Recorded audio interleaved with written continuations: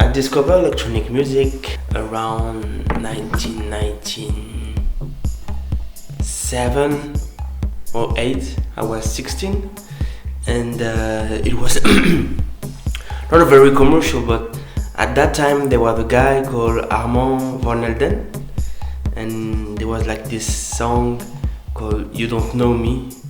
It was like playing on every radio. I think it was one of my first contact with electronic music, and yes, around that time I went to clubs, like a real teenager, and maybe 2 months after my first time in a club, I was like, wow, this is not my life, but this is I think I want to not to be a DJ, but I want to go every weekend to every club. The camera is here. So yeah, it was like around 16, 17, and maybe I don't know. 1 year after, I went to record shops in Paris and started buying like maybe more house music. At that time, it was like around 1999, and slowly but surely, every weekend, even on Wednesday, sometimes Thursday, sometimes like 4 or 5 times a week, I went to clubs, to Rex clubs, listening to Laurent Garnier, or like big DJs who were coming to Paris. And I went to Rex club, like I said. Queen was like a famous club in Paris at that time. And yeah, like year after year, it became more and more important to me to the electronic music was more important to me, and maybe I started playing like in bars. I was like 18, like beginning of 2000, and then the usual process, like playing in bars, first gig in clubs, but at that time I was like studying finance and economics.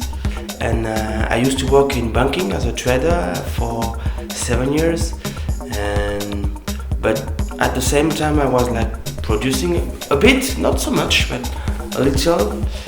But I started to play like real clubs in Paris, like Rex Club. I did a lot of warm-ups everybody, like Juan Atkins, Hame, Dixon. At that time it was not that popular, but it was a good DJ. And then I think it became more important. There was like two events. The first one was the first time I released my EP, my first solo EP on Deeply Rooted. It was 2009. And the second one was when I started to play for Comprix. It was like 2011, 12, I don't remember correctly. And those two events were like that kind of, they changed a bit, not my vision, but the way I was like supposed to feel my music, like it was becoming more serious. Maybe 3 years ago, I stopped completely working in finance. Because I moved back to Geneva. I moved to Geneva for personal reasons, jobs and girlfriend and stuff.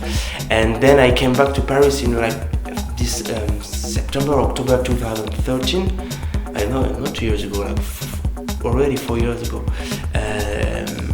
And when I came back to Paris, at that time I decided to stop working in finance, because it was not boring, because I like that, but at that time it was not thing I wanted to do, and I started to be like a real and professional DJ and producer, and here I am.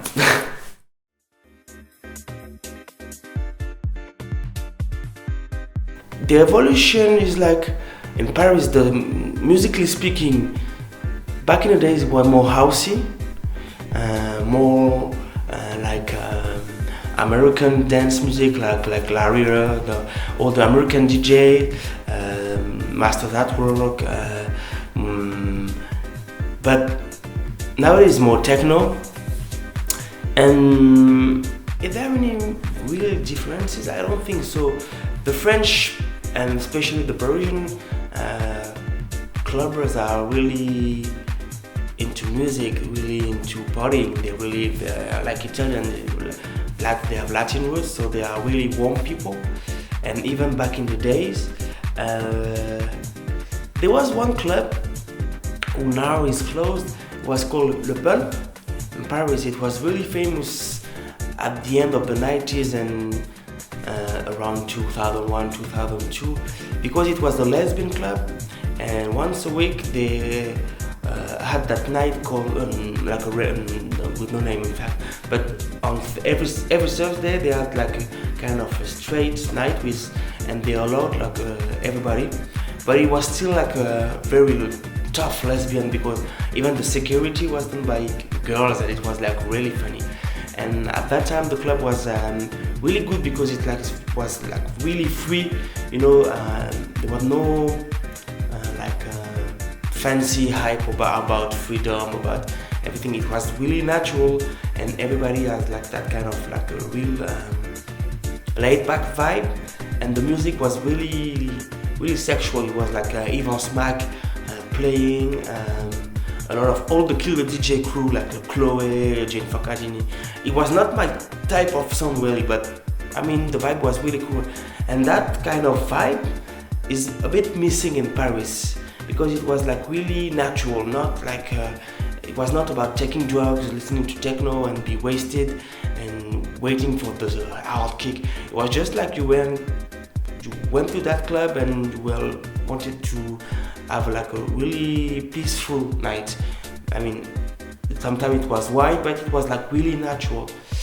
And maybe that one club, that club is kind of vibe is missing in Paris nowadays. But even though nowadays like super good, you have Comprix, you have a lot of promoters, a lot of collective who are doing like amazing parties.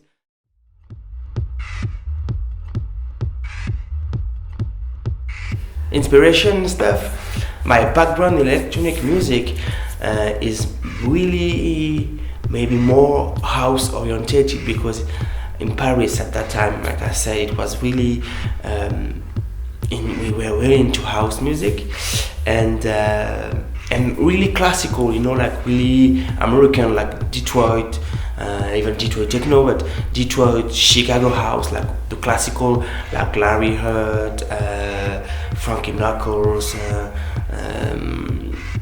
all the like tracks, records, like DJ Pierre, really, really, really classical. Even the New York sound, like Mood to Swing, New Groove with like the Burrell Brothers. It was really my background is really classical, like really black dance, American dance music. And so when I'm looking for or when I'm searching for sounds, I need to have that kind of 90s moody, like melancholic vibe, like with those Chicago strings, like really deep, really like sometimes dark. So even when I'm playing, there is always that kind of melancholic and moody vibe. So that's, like I really like even the new sound to find that kind of like deep and sometimes dark, but really melancholic vibe. So it depends. There is no like a real process. I'm digging every day on Discogs, on going to the record shop, and nowadays it's more difficult and at the same time more easier because you have a lot of online shops, but there are so many artists, you have so many music that sometimes you can miss really good, underrated and like unknown records. But at the same time it's like super inspiration, challenging and motivating, because I can spend days and sometimes night like on internet, like typing a record, and from one guy, one label, I can, like surfing on the web, like to maybe like 4-5 hours digging.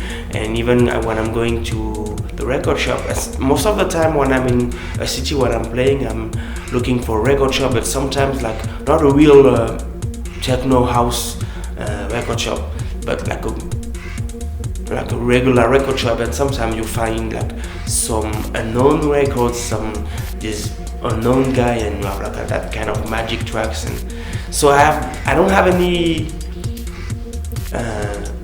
predefined process. It's more about like traveling on the net, traveling on the record, and just to find that melancholic and deep and dark vibe.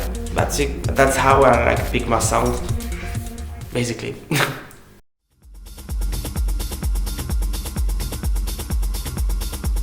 It's like a family because we are friends. Everybody knows each other. We are really close to each other. It's like funny. For example, when we had like that kind of 5 years anniversary like tour, we have like some gigs in Europe and in France, and it was like really peaceful because it was like a bunch of friends going to holidays with their records, and it was like super good, super nice. And being a resident for me is like super important because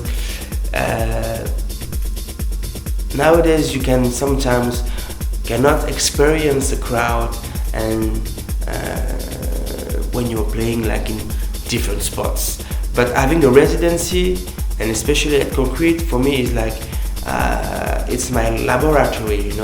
I can play like 5 or 6 hours. I know everybody in the club, so I can be free. I can play whatever I want, whenever I want, and maybe like I improved my skills at Comprix because it's like a playground for me.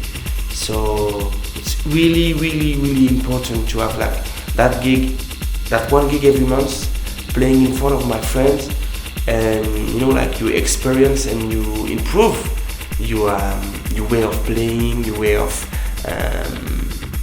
traveling into sound, traveling into different kind of atmosphere, different kind of vibes. So being a part of Comprix for me is super important. I think it's like my a core, how can I say, like my main weapon, being part of Comprix.